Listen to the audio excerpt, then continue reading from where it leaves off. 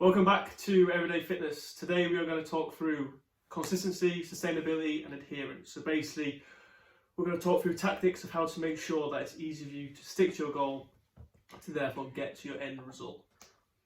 My name is Matthew. I'm Liam. Welcome back. Let's do it. So, the first thing that I want to touch on is the fact that before we even get into any of these points, sustainability, adherence and consistency, more often than not, you'll find that they all tie in together. Okay, so it's rare, it's not impossible, but it's rare to find that if you've got one that you don't have the other two.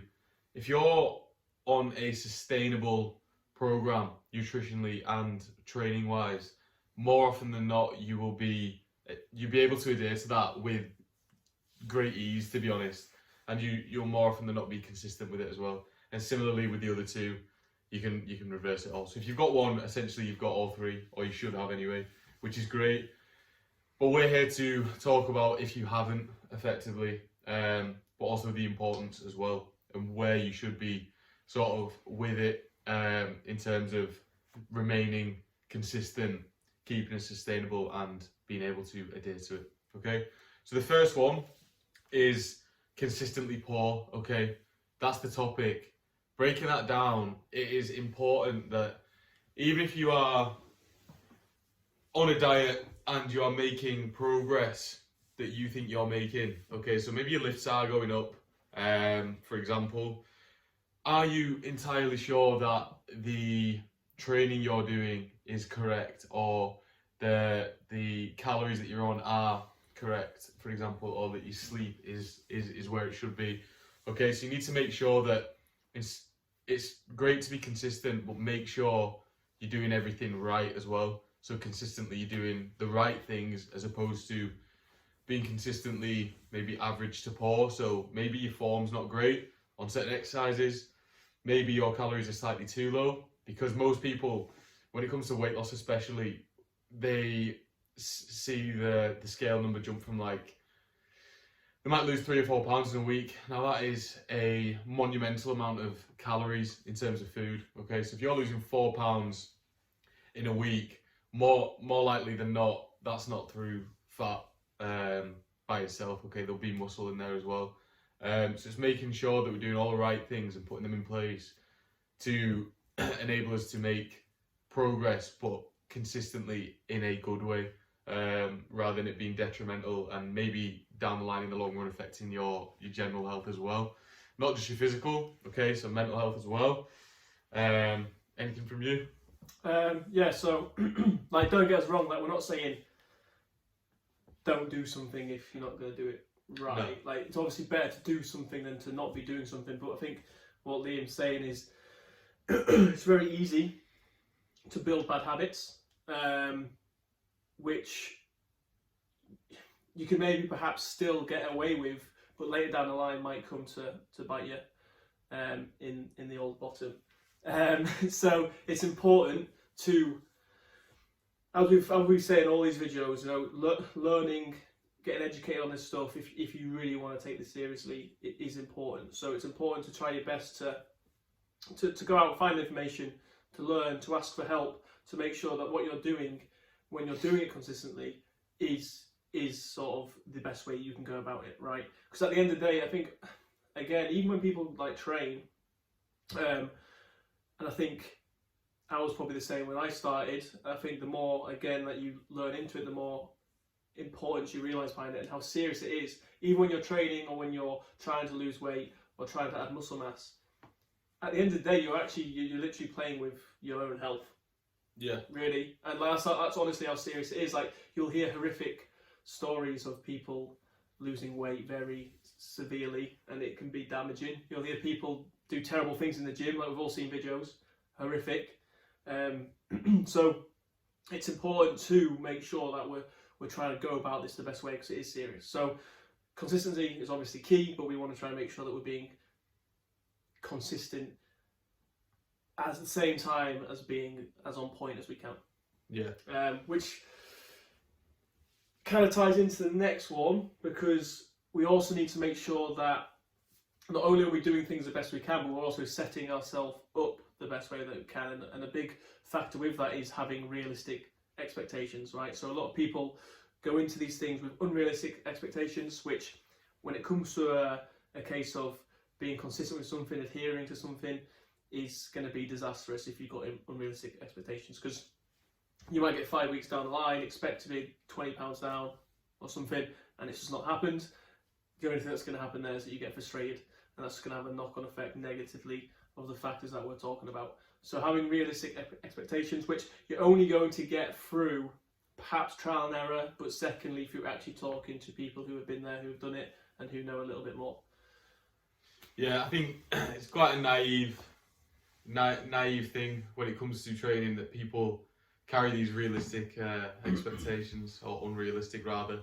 They will believe that if they simply exercise and decrease their calories, they're going to lose a shitload of weight. It's not always the case, because like we've said before, there's external factors that you've got to take into account as well. So it's important not to sort of put yourself in the mindset where you think you can achieve whatever you want, because more than likely you need to add a bit of time onto whatever you think. If you think you can lose a certain amount of weight in a certain amount of time, more than likely you'll have to add a bit of time onto that, because you've probably overshot it somewhat. Now it's great to be optimistic, really is, but there's a difference between optimism with your fitness journey and then expecting more than you should be getting. The danger of it is, as well, is if you expect too much and you don't get this result, which is shock horror going to occur, then the whole consistency, sustainability and adherence factors will just go downhill, as will motivation, really, because you'll be like, oh, well, this isn't working, why am I doing this? Because I'm not getting what I want. You need to make sure it's a realistic goal first and foremost, and understanding your own body as well will probably play a major part in this. So if you know that you put on weight relatively easy, then if you're going into a muscle gaining phase, you don't want to be in a surplus, for example, so overshot your calories too much. Otherwise you're just going to put on a rapid rate of weight, sorry. So you've kind of got to be careful with how you play it. So as long as you've got a plan in place before and execute it with precision, then you should be fine. But it's just remembering that there is something to remember. Okay? But I've got something just to add on to that as well, actually, which, like you spoke about, if those expectations are unrealistic, then sustainability will drop with that. Because what happens is, if expectations are unrealistic, people get frustrated, and then what people will do is they'll tend to then go towards methods more extreme. Yeah. Do you agree with that? Because they then want to get results that they perhaps have expected in the past. So say, for example, someone might drop £2 a week, which is great, but there'll be people out there who expect to be dropping more consistently because they just don't really have realistic expectations. And not to say that dropping more than £2 a week isn't realistic, but just as a sort of example. So people might go from being on a well-controlled calorie diet, having good adequate protein, doing all the things necessary, but £2 a week to them might not be enough. And rather than just saying increasing the calorie deficit a little bit to try and get a faster result, they might go and slash their calories by like 500 or something crazy, or they might go and follow a diet that is very restrictive because they're trying to get these faster results because their expectations have been unrealistic. So then obviously sustainability is going to go through the floor. And just very lastly, I think for me, the three biggest unrealistic expectations people have is, like you said, one, they think it's going to take them a lot less time than it actually will to drop body weight or body fat. Secondly, they think they are going to look leaner than they actually are at that body weight. Mm-hmm. Quite often people will be like, yeah, I reckon by 20 pounds down I'll have this picture and they're this lean, when in effect they need to lose like another 10. Yeah. And then thirdly, people think they're going to gain not necessarily weight but muscle mass faster than they actually do. Let's just get this into your head now, again, because social media can bring across unrealistic expectations. Not to get into topics of anything past our scope of practice. But if you are natural, which everyone watching this probably will be, adding muscle mass takes a lot of time. It takes years. It is very hard. So if your weight gain is slow, and we're talking maybe over the years and years and years, if your weight gain is slow, but you are gaining weight over time and you're adding muscle mass, you can see you are doing a good job. Don't expect huge amounts of muscle mass gain quickly, is all I'm saying. Yeah, initially you'll hear probably the newbie gains, which in effect is actually a thing to some degree, okay? So depending on like your training age and stuff like that, you can put on muscle mass faster if you are if you basically fall under a certain bracket. So the younger you are and the younger your training age are the two biggest factors. So if you fall under that bracket and you're watching this, go to the gym and do bicep curls. Like, I wish I trained earlier. Yeah, same. Like, I'm 26, believe it or not, this face says otherwise. But I only started training, I would say properly, when I was like 22, which puts my training age at like 3 to 4 years, right? I wish I started training now when I was like 16. Yeah.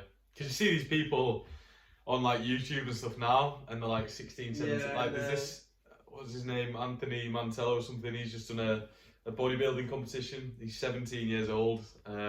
He must have started training when he was... He's like 13, 14, but like which is ridiculous. But that's the point we're making, right? Yeah. So if you're starting this and you're 23, 24, understand that you might be seeing other people who are 23, 24, but they've been started training since they were 16, 15. Yeah. Don't compare yourself as well. Yeah. Otherwise, that's going to put you off track as well.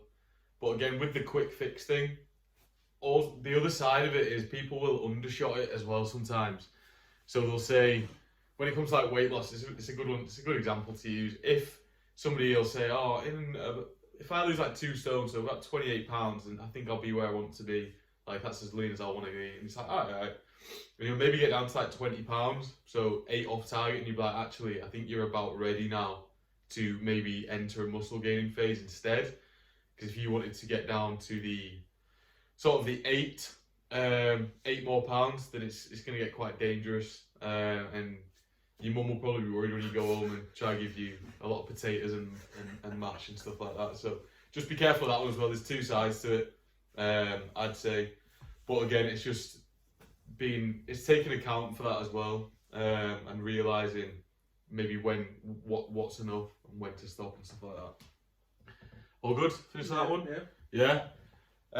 Next, excuse me, we've got building habits. Okay, so the thing I preach, and I know Matthew preaches with our clients, is fitness and your nutrition, your training, everything that goes into it, your sleep. This is a lifestyle change. I know that's so cliche that I'm not on a diet, man. It's a lifestyle. However, in that voice. Yeah, in that exact voice actually as well. It is exactly a lifestyle change. So you're not changing, you are adapting and adjusting and making regressions where necessary. So if your sleep is shit, you are adjusting it so your sleep is good. If your calories are too low, you're adjusting and making and increasing them. Similarly, if they are too high, then you're going to regress and just drop them down while you enter a deficit phase. Okay, it's not a short-term sort of little project. Okay, you can't just achieve, especially with muscle gain. Weight loss or fat loss rather, is slightly different because depending on what your goal weight is and how much you weigh at that present time and all of that, you can lose weight faster than effectively you can gain muscle with most people. Obviously that's dependent on a couple of factors again, but more often than not, people that want to lose weight will be able to do it in a faster time and probably safer methods than doing it through muscle gain, because most people, like you said, people who gain muscle often naively think that they need to be putting like 1 or 2 pounds on a week. That is ridiculous. If you're putting 2 pounds on a week and you're aiming to gain muscle, then you need to have a word with the parents, because it's 104 pounds a year. Do you think you can put 104 pounds of muscle on naturally in a year? I don't think you can, but some people still aim for this. So it's knowing, again, putting the planning in prior and executing it with precision. We've already said this, but you need to make sure that you're doing the right things and putting the right things in places first, okay? Yeah, so I think, again, habits is something that's always spoken about. Everybody knows that you've got to build habits. But like, habits are there to make the mental challenge of doing something easy, right? So literally that's what they are. They're there to make things efficient. So you will do things now out of habit that you don't even have to think about. You'll just do things. Like everyone will do things. They say, you get up and brush your teeth. That takes no mental challenge. You have to get up and go, oh, I should really brush my teeth, but I can't be asked. Well, maybe some people do. If you don't like brushing, if you're a bit of a dirty finger, but you'll do it. You'll go in the shower without you. Like you get out of bed and you're shattered. A lot of people are shattered when they get out of bed, and the thought process of going to the gym is an effort, but the thought process of jumping in the shower is zero. Minimal. And that's because it's habit. Sure, you have to leave the house to go to the gym and all that sort of stuff, but it's mainly because it's habit, right? So it's a case of trying to build these habits, which takes time, and it's not necessarily an easy thing to do. And again, the topic of actually how to change habits is a massive one, and you can read up books and stuff on it. But a lot of it does come down to changing the reward aspect of it. So you have to make sure that whatever you're doing, there's a reward for it at the end, and it's sort of similar thing with everything. But just understand that if you build habits, you put habits in place, they will build and build and build until, like Liam said, becomes cheesy. But until you build like a lifestyle, all those habits put in place becomes one big lifestyle, and that's what you're trying to achieve. And for consistency, for sustainability, for adherence, habits are key. So looking into that, looking at how to best to achieve that. If you've got someone who's there to help you to do that, building habits is something that you have to be doing. Yeah, absolutely right. When I started my weight loss journey, all them months ago now, I found that for me personally, I didn't know enough. I know when Matt started training, he didn't know enough as well. And the mistakes that you make at the start is what makes you learn. And you will then, you can't just wake up and be like, oh, do you know what, I'm going to be really consistent today. Because it doesn't happen. It's a weird thing like that. And same with adherence and sustainability as well. You've kind of got to put it into practice over time. And not only are they habits within themselves, but obviously you will develop a passion for whatever it is that you're trying to achieve through the means of these three things as well. So as long as you are consistent and adhering to this and in a sustainable sort of position with your diet or your training, then you will achieve your goal in the long term. And you won't, like, I don't wake up now and I go, oh, I've got to go to the gym. I wake up and I'm like, well, first thing I do is get the kettle on, like, but I don't even think, oh, I've got to go to the gym. It is like getting a shower or brushing my teeth. It's just something I do now because it's part of my life. Not because necessarily it's the job that I'm in or the industry. It's pretty boring.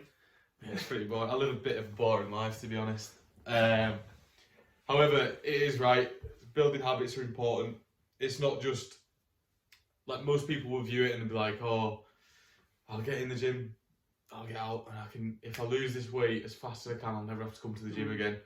Then people will put the weight back on 100%, or even if it's not weight loss that they're aiming for, whatever they've achieved in that period, it'll just be a detriment later down the line, and it'll just either go back on or they'll lose their gains, stuff like that. Yeah, so as Liam said,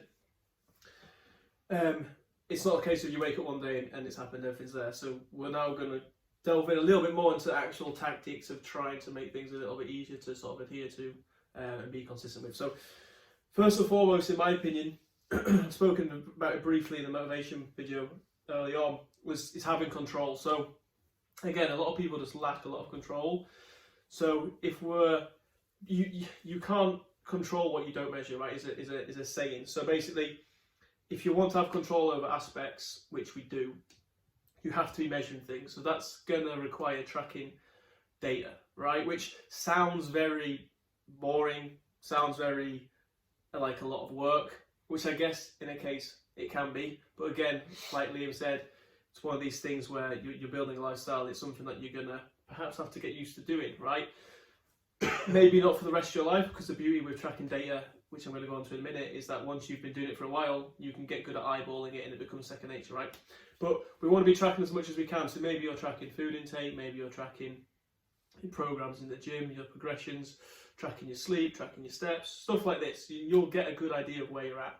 But the beauty of what that does is that when you're tracking these things, you can then see the result that you get from it. And then whenever you change one of those variables, you see the result that you get from that. And that's going to give you feedback, and it's going to, through trial and error as well, you're going to get a good understanding of what exactly you need to do to get the result that you want. So this makes adherence and consistency so much easier, because rather than doing something over and over and over and over again, not getting a result, getting frustrated, now you do something, you get feedback from the result that you've got from that, you then change it, and then you can go again. And that helps you stay consistent and helps you adhere to it, because now you're seeing consistent progress. But that's only going to happen if you've got control. If you haven't got control of these things, then you just have no idea where you're at. Yeah. With the whole sort of take on that as well, I feel like if you don't have control, what do you actually have? You need to ensure that it's the first thing you've got, because like you said, you can't measure it if you don't have it, and that's kind of as simple as it gets. But in terms of sort of the aspects of the gym, most people will go in, so Matt was about to touch on it, he's probably going to go into detail about like not having to track, right?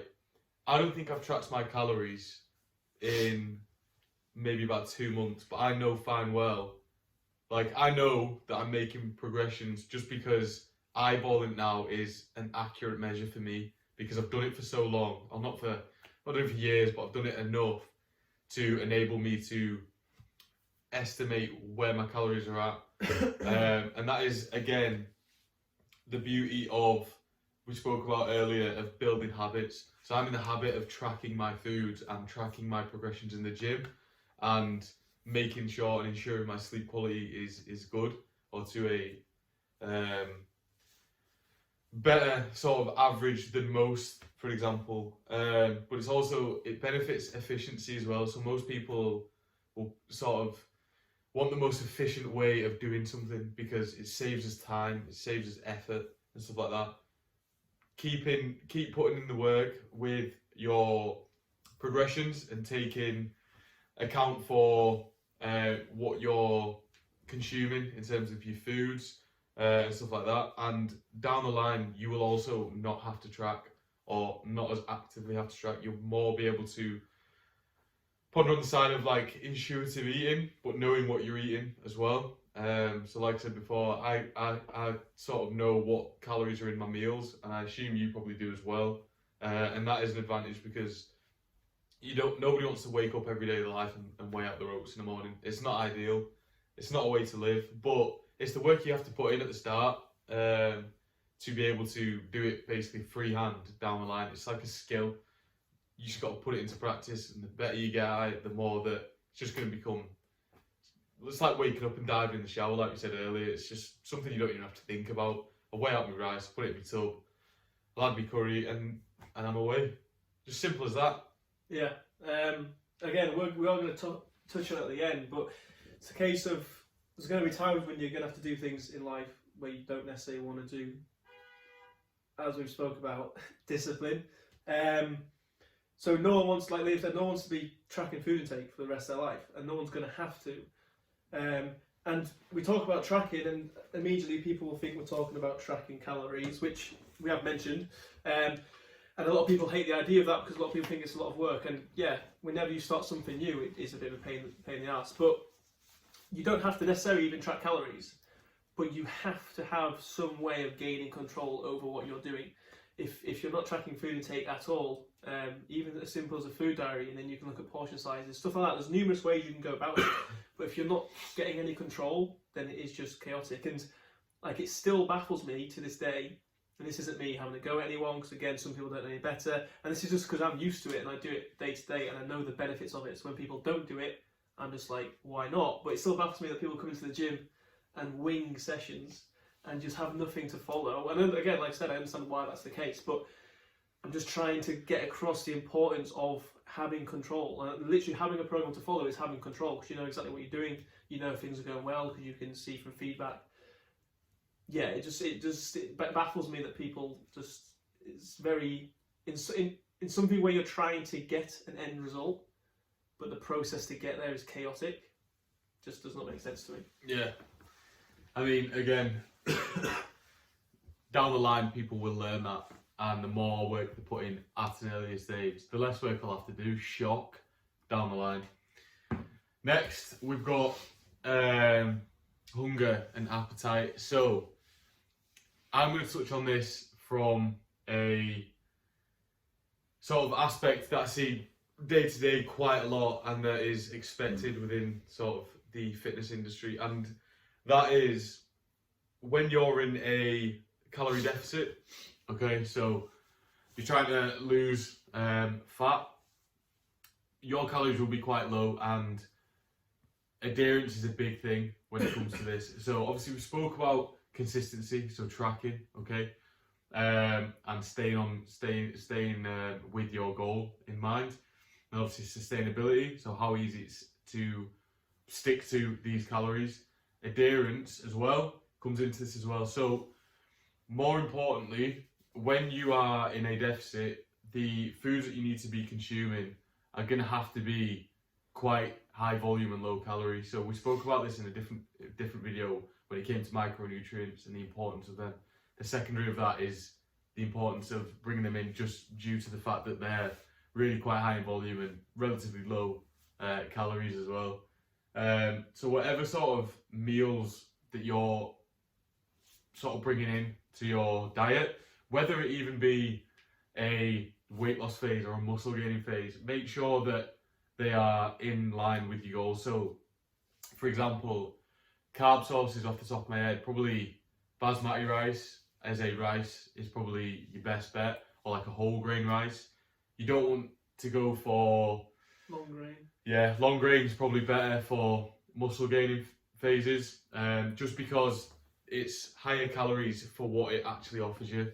Okay, so you need stuff that's going to fill you up but not take as many calories as you can. So the big one for me is granola. I used to eat granola every day, right, when I was trying to lose weight, and that is the opposite of what you need, because granola is the most densest in calories that there is, quite possibly. So it's just being aware and being cautious of this as well.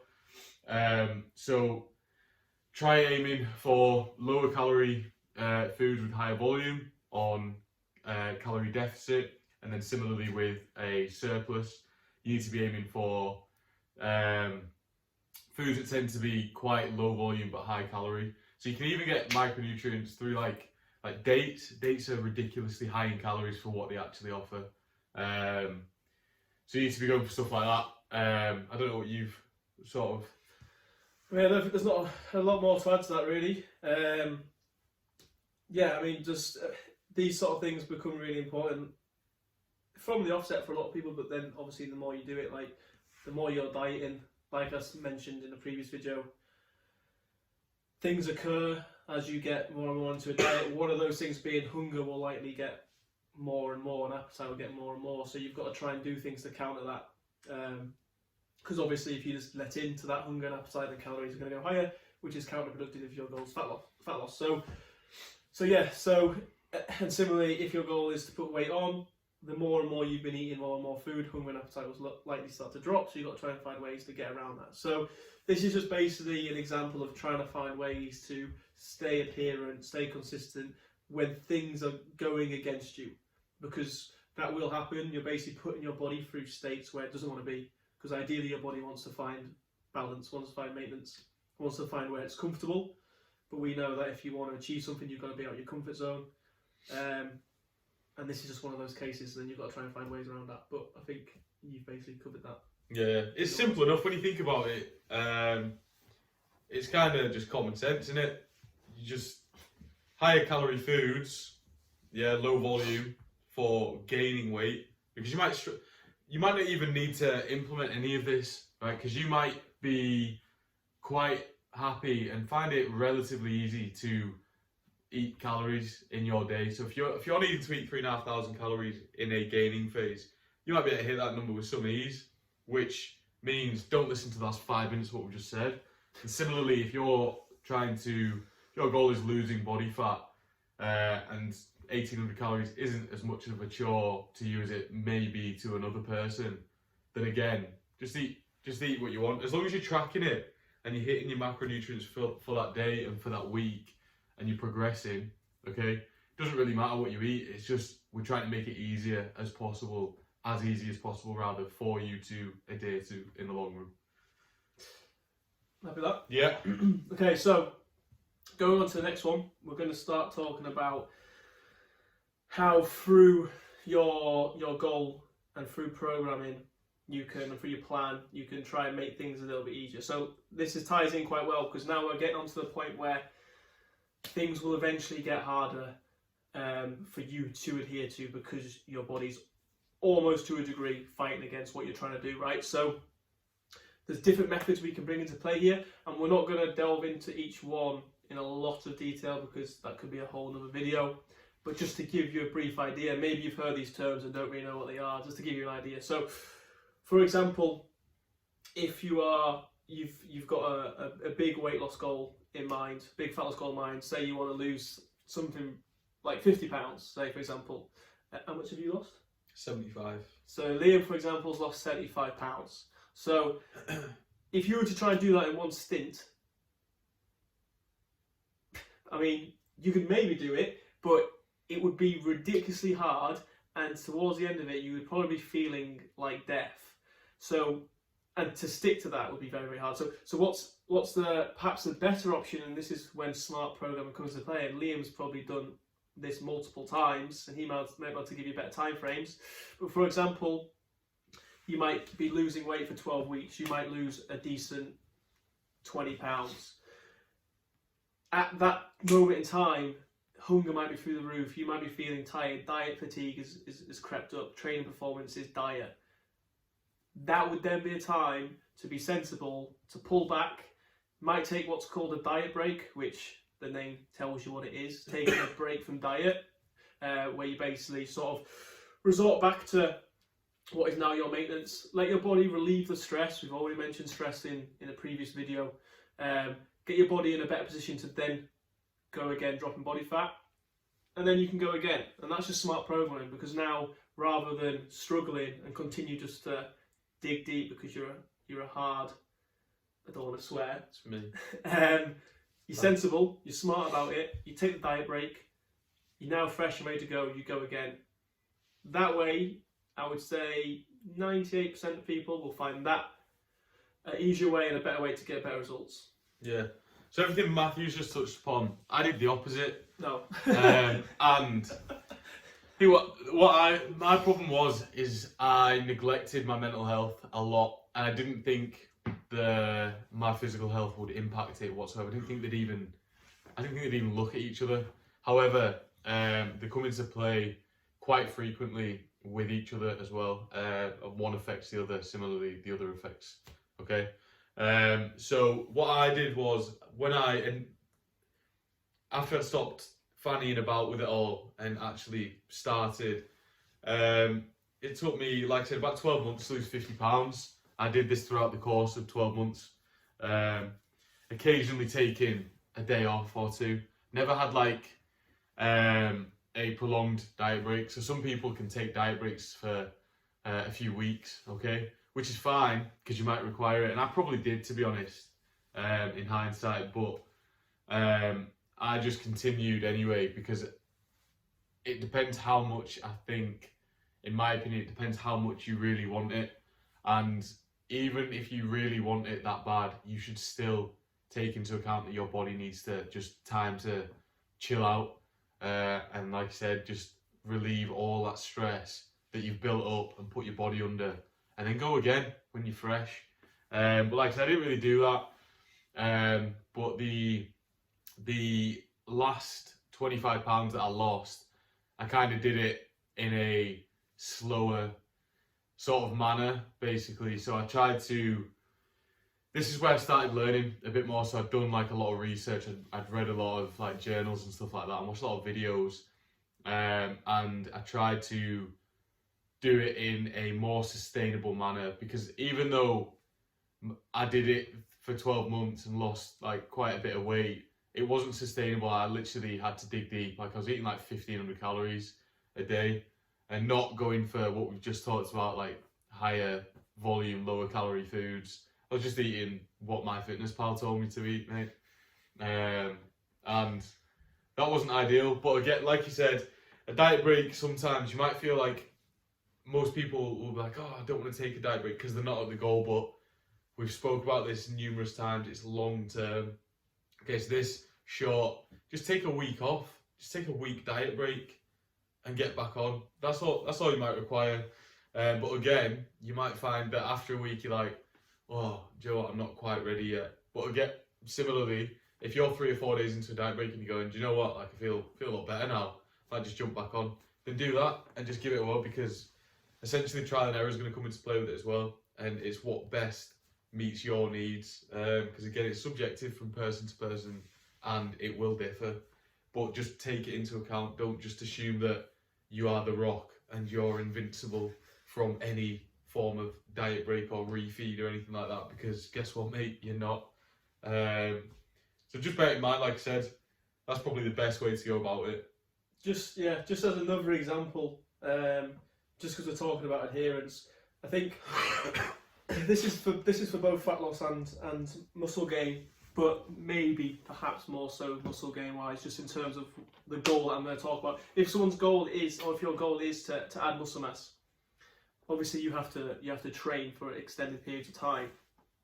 To be consistent with that, I think one of the biggest issues people have is that they pick up injuries, which then doesn't allow them to train. So there's a method that we can use to make sure that we're trying to not get injured through that process, which then allows us to train consistently for longer, which is going to help us get to our goal quicker, right? So these, you might have heard them referred to as deloads.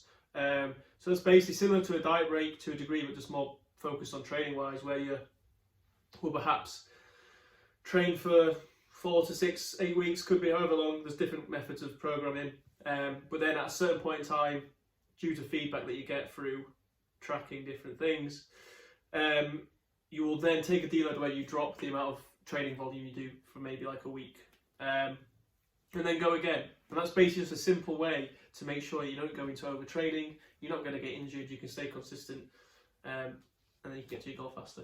Just as another example. Deloading is essentially, the clue's in the name, alright? I've had a couple people ask me before, they assume it's a week off training, and that is not the case, unfortunately.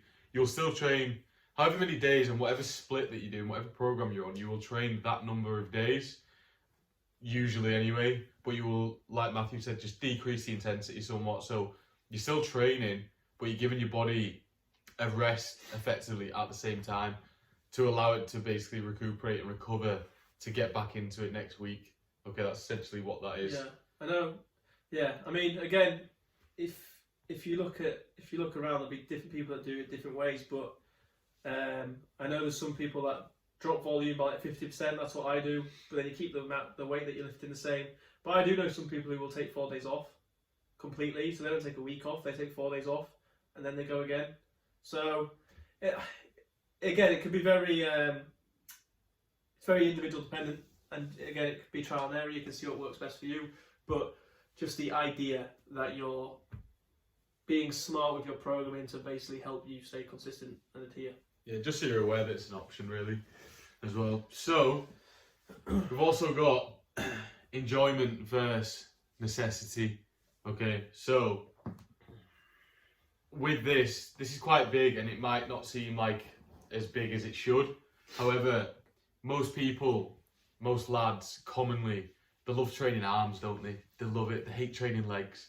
They all love training upper body. However, you need to realise what is most important, okay? So, leaving out certain aspects of your, whether it be your nutrition or your training or your sleep and stuff like that, leave it, like, basically just leaving any of them out. That will affect you. Okay, so I'm not saying make sure you train legs, because you should be doing that anyway. And if you're not, then go watch some of the video. But what I'm saying is, bear in mind what you enjoy, so take that into account, but also take into account what is necessary for your goal as well. So you can have both. You can have both. So if you enjoy doing a certain exercise, then put that in your program. But also understand that there's going to be exercises that you don't enjoy doing. There's going to be things that you might not like per se eating. Okay, so you might not like veg that much, but you know that it's really important to get your micronutrients in, and you know that because you're in a deficit, it's probably best to have it, as it's high in fibre and it's low calorie but pretty high volume. So you know that, yeah, it's not the nicest, it's not the greatest, but I know that I've got to get it in. And over time, the knock-on effect of that is that you probably start to actually enjoy it, because you'll start to throw it in meals where you're like, oh, this is going to be a bit of a risk. It's just going to be nice, and you'll have it. You're like, actually, that's bang on. Sometimes you'll think, why have I put broccoli in a stew, mate? But at the same time, it's going to have different effects from different sides. So it's just knowing and realising that not everything you do is going to be enjoyable. So don't expect to go in it all to be like sunflowers and rainbows, basically. Yeah, again, like, depends on your goal, depends on your situation. Like Liam obviously joking there about not training legs. He might not be joking, but if your goal is to train a body, get a more muscle body, and you want to have less developed legs, if that's your choice, then by all means do that. But say, for example, I don't necessarily enjoy training legs during training legs. No. I'm not even going to lie about that. During it, sometimes I just feel like I'm hating life. But at the same time, I don't want legs that resemble, what's the really thin? Vermicelli noodles. Yeah. So I have to do something that I perhaps don't enjoy at the time. If your goal is fat loss, go back to the previous video we did. You might have to do things that you don't necessarily enjoy. You might have to go to bed earlier rather than watch another hour of Netflix. You might have to eat fewer calories than you would enjoy, than you want. You might have to do cardio. You might have to implement cardio. Yeah. Nobody likes running. At the same time, I've heard people say before, I don't do resistance training because I don't like it. And again, we've spoken on that. But if your goal is to add muscle mass, or if your goal is to keep hold of protein, lean mass because you want to have shape when you lose body fat, it might be a necessity. Doesn't mean you have to do shed loads of it, but you might have to do some of it. And I think it's just something that people need to be aware of. Unfortunately, in life, there are going to be times when you have to do things you don't want. Yeah. And I think that is the simplest way to put it. Yeah, I ate prepping meals, but I had to do it last night at like 10 p.m. So the rough with the smooth, you got to take it, and you just got to remember that not everything you're going to do is going to be the best. You're going to do things, you're going to train, you have to go to bed, you have to make sacrifices, but in the long run, these sacrifices will pay off. All right. Anything else? No, I think. Right, I think that's everything. So we've covered sustainability, adherence, and consistency. Like I said right at the start, it's they all kind of fall within the same sort of bracket, and more than likely you'll have all three if you've kind of got one, or you should be close to that. But keeping your sort of fitness goal as a whole sustainable is probably the most important thing. So keeping all them factors as a priority as well. I know there's a lot to think about. But just trying to remember that each of them are important as each other, arguably, is what we're kind of trying to preach here. Yeah. Right, this has been Everyday Fitness. Have a good one.